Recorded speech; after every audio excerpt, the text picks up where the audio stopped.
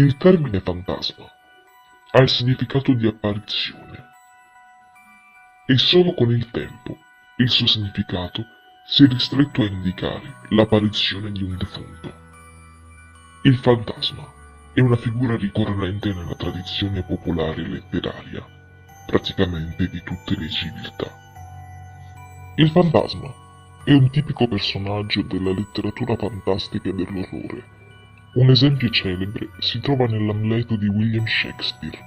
Nei racconti gotici horror i fantasmi infestano di frequente vecchi castelli o antiche magioni, e non solo. La storia che narrerò è abbastanza insolita ed ha origine nel centro storico di Genova. Sto parlando del fantasma di una pacifica vecchina che si aggira sperduta, chiedendo indicazioni su come raggiungere il vico dei librai, ma nessuno sembra poterla aiutare. I caruggi della città sono un groviglio di vie e vicoli stretti ed in più. In questo caso esiste un problema.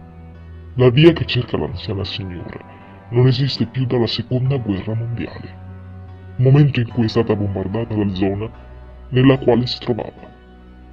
Si tratta del quartiere di Portoria, danneggiato gravemente dalla guerra per essere poi ricostruito completamente negli anni 60-70 con un nuovo volto.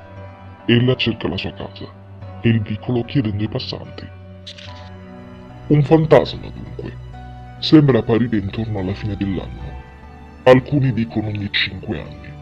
Le testimonianze sono più di una. La prima volta nel 1989, l'ultima nel 1997. Teatro delle apparizioni, il centro storico nel quartiere in cui prima sorgeva la via.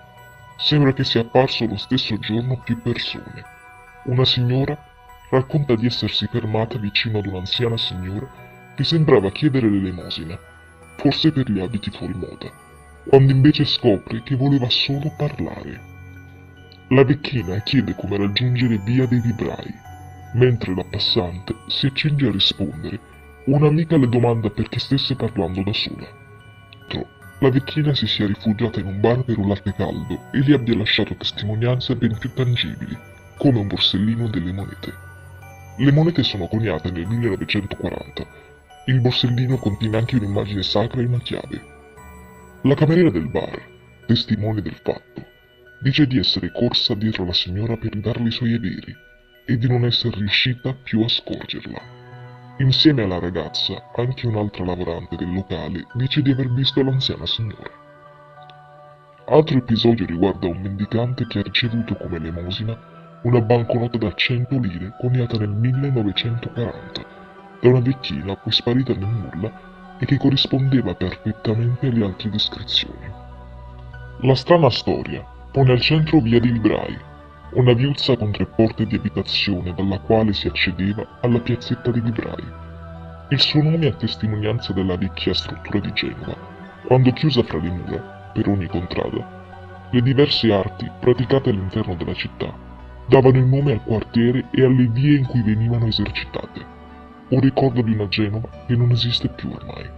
Si può credere all'esistenza del fantasma, inquieto che cerca disperatamente la sua casa, che vuole solo fare paura. Si può credere che l'immaginario collettivo abbia portato avanti e modificato di volta in volta una storia sentita anni prima per ricordare quel brutto periodo che non c'è più. Frutto di allucinazioni inesistenti, prodotto della mente, i fantasmi fanno parte della cultura. La storia del fantasma di Vico dei Librai è anche un modo di testimoniare gli orrori della seconda guerra mondiale, per non dimenticare il passato e i suoi accadimenti. E tu? Che cosa ne pensi? Fammelo sapere in un commento.